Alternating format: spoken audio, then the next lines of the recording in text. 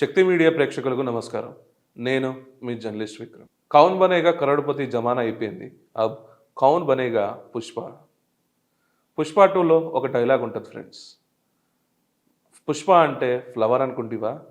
Wild fire' అంటాడు అల్లు అర్జున్. నిజంగా wild craze ఈ 'పుష్ప 2'కి వచ్చింది.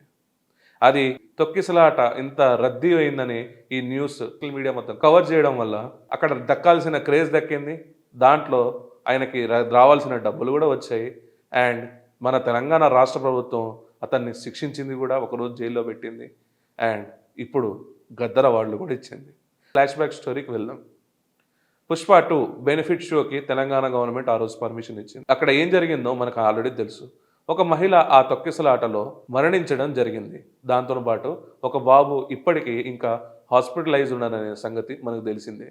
కానీ దీనిపైన ప్రభుత్వం స్ట్రిక్ట్ యాక్షన్ తీసుకొని, అల్లు అర్జున్ నువ్వు అక్కడికి ఎందుకు వెళ్తావు అని చెప్పేసి, ఇక్కడ ఎవరైతే గవర్నమెంట్ ఉందో తెలంగాణ రాష్ట్రంలో, ఆ గవర్నమెంట్ అతన్ని ఒక్కరోజు జైల్లో కూడా ఉంచింది ఫ్రెండ్స్.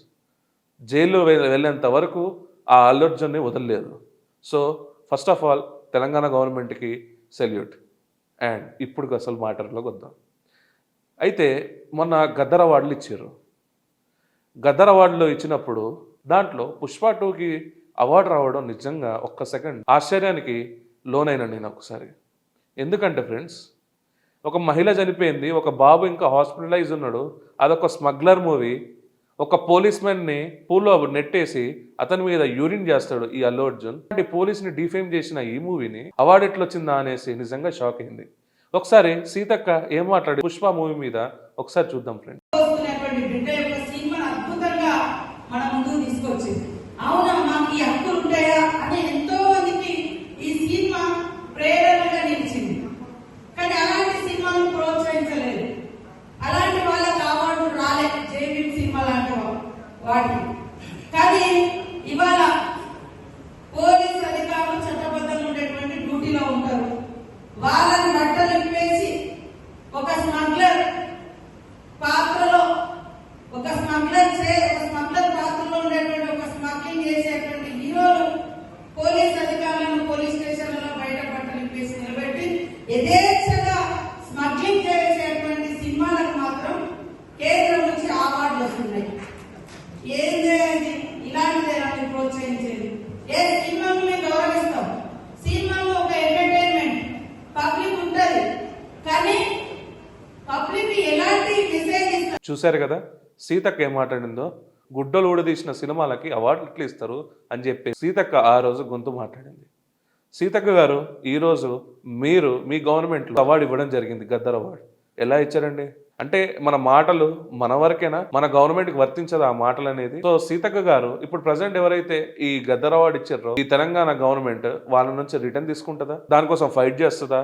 దానికోసం కనీసం ఒక వాయిస్ అయినా ఇస్తుందా సీతక్క గారికి? ఒక క్వశ్చన్ చేస్తుంది. అండ్ అసెంబ్లీలో ఒక 1 hour ఆఫ్ సెషన్ గంటకి వచ్చేసరికి సమ్ ల్యాక్స్ ఆఫ్ అమౌంట్ మన తెలంగాణ ప్రజలది ఉంటుంది. ఆ గంటకి ఇంత ఛార్జ్ చేసిన ఒక గౌరవమైన మంత్రులు, ఎమ్మెల్యేలు అండ్ ముఖ్యమంత్రి ఉన్న చోట ఒక సినీ యాక్టర్ కోసం ఒక గంట సేపు డిస్కషన్. ప్రజలకి డబ్బులు పోయినాయి, పోలీసులకి అపకీర్తి వచ్చింది. అయినా మీ ఈగోలు మీరు సాటిస్ఫైడ్ చేసుకున్నారు ఆ రోజు.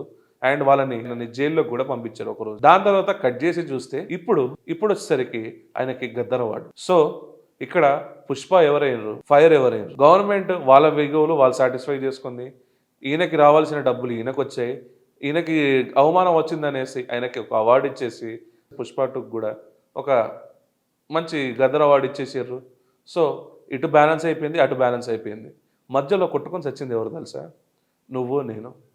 ఎందుకంటే మనమే కదా ఎమోషనల్గా ఫూల్స్ అవుతాం ఈ రాజకీయ నాయకుల మధ్యలో. 2లో మూవీలో వచ్చేసరికి అక్కడ మహిళ చనిపోతే దాన్ని పోలీస్ నెగ్లిజెన్సీ అనేసి ఇదే న్యూస్ పేపర్స్, ఇదే సో కాల్డ్ పొలిటికల్ లీడర్స్ మాట్లాడారు. జైల్లో పెట్టినప్పుడు కూడా అసలు మా అన్నని అరెస్ట్ చేస్తారా, మా అన్నని జైల్లో పెడతారా అని చెప్పేసి మనం కూడా ఫైర్ అయినాం పోలీసుల మీద. అండ్ ఈరోజు అవార్డు తీసుకున్నప్పుడు కూడా అదే పోలీసు అక్కడ సెక్యూరిటీగా ఉంది. ఏం బతుకులైందిరబ్బా మన పోలీస్ అన్నది. ఇదా కష్టపడి చదివి ఎగ్జామ్లు పాస్ అయ్యి ఫిజికల్గా అందరినీ డామినేట్ చేసుకుంటూ పొద్దున్న లేచి 10K రన్లు 5K రన్లు కొట్టి ఫిట్గా బాడీ నుంచుకొని పోలీస్ నౌకరు ఎక్కితే ఇది పొలిటికల్ అండ్ సినిమా వాళ్ళ మధ్యలో మన పోలీస్ అన్నలు బలయ్యేది. ఇది ఒక పుష్ప 2 సినిమాకే పరిమితి కాలే మిత్రులారా. గత ఆంధ్ర గవర్నమెంట్లో ఏబి వెంకటేశ్వర్లు గారు అనే ఒక సీనియర్ మోస్ట్ ఐపీఎస్ ఆఫీసర్కి ఎంత అన్యాయం చేశారో మనకు తెలుసు ఫ్రెండ్స్. అతను లాస్ట్ డే ఆఫ్ రిటైర్మెంట్కి కూడా అతనికి పోస్టింగ్ ఇవ్వలే. ఎంతో మంది దగ్గరికి వెళ్ళేసి హైకోర్టు మెట్లు కూడా ఎక్కారు. హైకోర్టు ఏమని తీర్పిచ్చిందంటే లాస్ట్ రోజు అతను రిటైర్మెంట్కి లాస్ట్ రోజు ఆ రోజు అప్పుడు అతనికి జాయిన్ చేసుకోని సిఎస్కి స్ట్రిక్ట్ ఆర్డర్స్ మన జడ్జ్మెంట్ పాస్ చేస్తే ఆ రోజు బిఫోర్ ఒక 6 అవర్స్ బిఫోర్ ఆయనకి పోస్టింగ్ ఇచ్చారు అక్కడ ఆంధ్ర గవర్నమెంట్. ఒక 6 అవర్స్ ముందు ఆయన ఆ పోస్టింగ్లో ఎక్కడం జరిగింది, మళ్ళీ రిటైర్మెంట్ కూడా జరిగింది ఆయన. సో ఏబి వెంకటేశ్వర్లు గారికి ఏం దక్కింది? ఇంత స్ట్రిక్ట్గా పనిచేసిన అక్కడ ఏబి వెంకటేశ్వర గారికి గౌరవం దక్కిందా అంటే అసలే గౌరవం దక్కలేదు ఫ్రెండ్స్, నిజం చెప్తున్నా. ఇది కావాలంటే ఏబి వెంకటేశ్వర గారి ఇంటర్వ్యూస్ మీరు చూడొచ్చు, మన కింద డిస్క్రిప్షన్లో మనం పెడుతున్నాం. అయితే ఈరోజు కూడా ఆంధ్రాలో విచక్షణమైన ఒక పాలిటిక్స్ రన్ అవుతుంది ఫ్రెండ్స్. ఎవరైతే ఒక పోలీస్ కానిస్టేబుల్ని తెనాలిలో ఇష్టం ఉన్నట్టు ఒక గాంజా బ్యాచ్ కొడితే ఆ గాంజా బ్యాచ్ని పట్టుకున్న వ్యక్తిని నరి రోడ్లోనే సిఐ ఒక బీఫిట్టింగ్ స్ట్రోక్ ఒకటి ఇచ్చారు. అదేంటంటే నడి రోడ్లలో వాళ్ళని పడుకోబెట్టేసి లాఠీతో వాళ్ళని చితకబాదాడు. నిజంగా ఆ సిఐ గారికి నా సెల్యూట్. ఎందుకంటే పోలీస్ మెన్ని ఒక కానిస్టేబుల్ని అట్లా అడ్డగోలుగా ఆయనని ఇంత చిత్రహింస పెట్టిన వాళ్ళని నిజంగా ఆ తెనాల్లో చేసింది 100% రైట్. కానీ అక్కడున్న ప్రతిపక్షాలు ఏమని వాపోతున్నాయి అంటే ఫ్రెండ్స్, దళితుల మీద ఇట్లా కావాలని చెప్పేసి పోలీసులు ఇట్లా చేస్తున్నారు, వాళ్ళు ఒక మతానికి సంబంధించిన వాళ్ళు కాబట్టి ఇట్లా చేస్తున్నారు అని చెప్పేసి దీనికి రాజకీయ రంగు పులుపుతుంది. తప్పు చేస్తే వాడు సీఎం అయినా జనరల్ పర్సన్ అయినా శిక్ష పడాల్సిందే, అది పోలీస్ కంపల్సరీ. ఎందుకంటే మన వెపన్ మనం క్యారీ చేస్తే ఆర్మ్స్ కేసు కింద మనల్ని బుక్ చేసి లోపల నూగుతారు. కానీ అదే న్యాయస్థానం పోలీసులకి ఒక వెపన్ ఇచ్చి ఈ లా అండ్ ఆర్డర్ని కంట్రోల్ చేయని చెప్పేసి పోలీస్ మెన్కి ఇచ్చింది.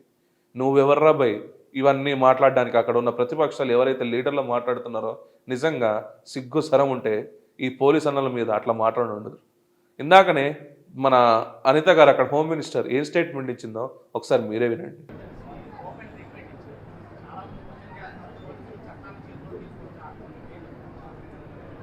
అంటే నేను ఈ వర్డ్ మా డీజీపీ గారు సిపి గారు ముందు చెప్పాలి, అంటే చెప్పాలో కూడా నాకు తెలియదు. కానీ చట్టాన్ని కంట్రోల్ చేయాల్సింది పోలీసులు. చట్టాన్ని పోలీసులు చేతిలోకి తీసుకోవడం ఏంటి? విషయం ఏంటంటే ఒకటండి, నాకు అర్థం కానిది ఏంటంటే తప్పు చేసినోడికి కులం ఏంటి, మతం ఏంటి, అదొక్కటి చెప్పండి. అది వాళ్ళు గాంజా బ్యాచ్. నిన్న కూడా మా వాళ్ళు డిపార్ట్మెంట్ అంతా కూడా ఒక ప్రెస్ నోట్ కూడా రిలీజ్ చేశారు డీజీపీ గారు. అసలు వాళ్ళ మీద ఎన్ని రౌడీ షీట్స్ ఉన్నాయి. అసలు తెనాల్లోని నాకే కాదండి, మీకు కూడా ఒక సోషల్ రెస్పాన్సిబిలిటీ ఉంది, ఒక విలేకరులుగా మీకు కూడా. ఒక్కసారి తెనాల్లో వాళ్ళ తాలూకా నేచర్ ఏంటి, వాళ్ళ తాలూకా బ్యాక్గ్రౌండ్ ఏంటి అన్నది ఒకసారి చెక్ చేయండి.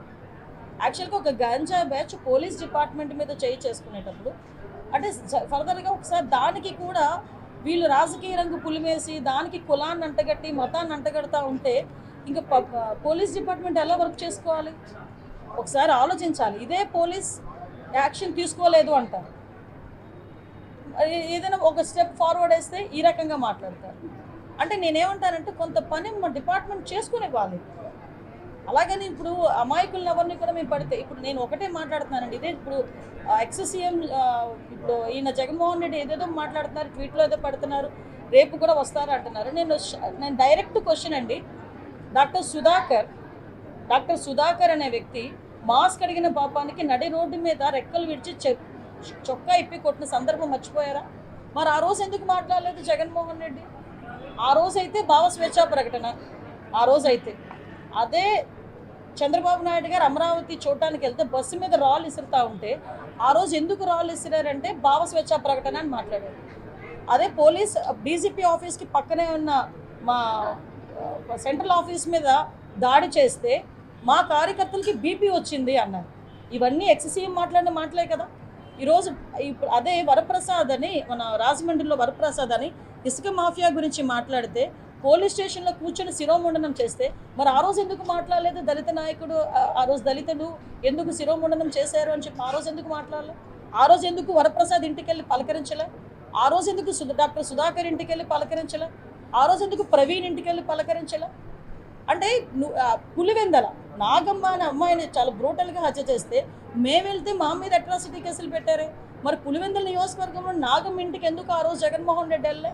ఈరోజు రాజకీయ లబ్ధి గురించి కులాలని మతాలని రెచ్చగొట్టడానికి మాత్రమే ఈరోజు తప్పు చేసిన వాడి ఇంటికి, అదేవిధంగా గాంజాయి బ్యాచ్ వాళ్ళ ఇంటికి వెళ్తున్నాడంటే అతని బ్యాక్గ్రౌండ్ ఏంటో మనం కూడా ఆలోచించుకోవాలి, ప్రజలు కూడా ఆలోచించుకోవాలి. చట్ట ప్రకారం ఏం చేయాలన్నా పోలీసులకే చెల్లుతుంది. ఏ పోలీస్ అయినా చట్ట ప్రకారమే చేయాలి, చట్ట ప్రకారమే చేస్తారు, చట్ట ప్రకారమే చేస్తున్నారు. ఓకే, విన్నారు కదా. సేమ్ అదే దళిత వర్గం నుంచి వచ్చి ఎమ్మెల్యే గెలిచి అతను హోమ్ మినిస్టర్ అయింది. హోమ్ మినిస్టర్ అయిన క్రిమినల్స్ ఎవరైతే ఉన్నారో దాంట్లో క్యాస్ట్ ఏంది, రిలీజన్ ఏంది, ఎవరినైనా సరే ఒక భద్రకాలు లెక్క చెప్పింది ఇందాక, తొక్కి నారదీస్తామని చెప్పేసి. సో ఇక్కడ పోలీస్కి ఆమె ఇంత ఫ్రీ హ్యాండ్స్ ఇచ్చినందుకు నిజంగా అనిత గారికి సెల్యూట్.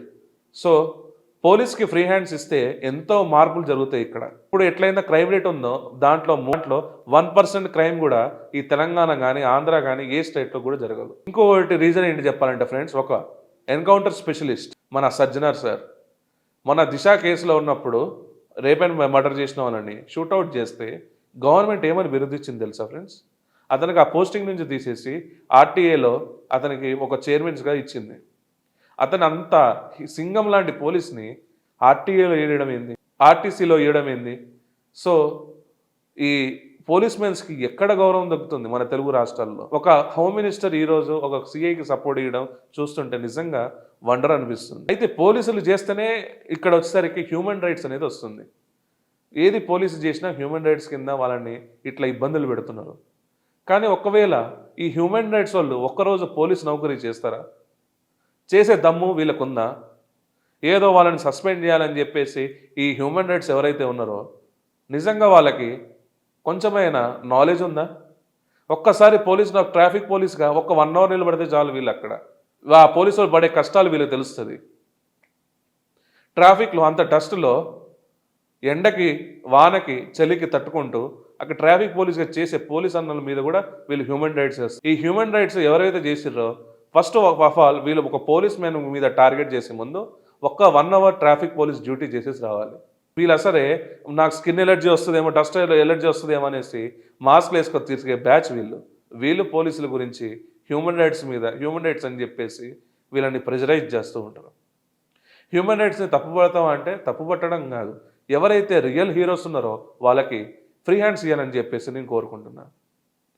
సో పోలీస్ అన్నలకు మీద ఇప్పుడైనా తెలుగు సినిమా ఇండస్ట్రీ జోకులు వేయకుండా ఉంటే అదే 10,000 వాళ్ళకి.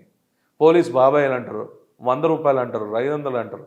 ఏందే ఒక్కసారి గన్ డౌన్ చేస్తే, ఇప్పుడు ఎంప్లాయీస్ ఏదైతే పెన్ డౌన్ చేస్తే ఏం కాదు, కానీ ఒక్కసారి వాళ్ళు గన్ డౌన్ చేస్తే నీ ఇళ్లలోకి క్రిమినల్స్ వస్తారు. ఆల్రెడీ ఇది మనం ఆపరేషన్ దుర్యోధన మూవీలో ఒకసారి శ్రీకాంత్ గారు ఇది ఎగ్జాంపుల్గా చూపించారు. ఒక్క డే 1 అవర్ ఒక 3-4 అవర్స్లో ఎంత అరాచకం జరుగుతుందో ఆయన చూపించారు. సో పొలిటికల్ లీడర్స్కి, సినిమా యాక్టర్స్కి నేను ఒకటే కోరుకుంటున్నా, మీ దాంట్లో పోలీస్ అన్నలను బలి చేయకండి. ఎందుకంటే వాళ్ళు పుష్ప కాదు, వాళ్ళు అసలైన ఒరిజినల్ ఫైర్, వైల్డ్ ఫైర్. వాళ్ళు 3 సింహాలకి ఎంతైతే పొగరు గర్వం ఉందో ఆ పొగరు గర్వం ఆ 4వ సింహం పోలీస్ కూడా ఉంటుంది అనేసి మర్చిపోకండి. మీకు సెక్యూరిటీ ఇచ్చిన ఆ పోలీస్ అన్న సేవలను గుర్తించండి. జై హింద్, జై భారత్. ఈ వీడియో కానీ మీకు నచ్చడైతే friends like, share and comment చేయాల్సిందిగా కోరుకుంటున్నాను.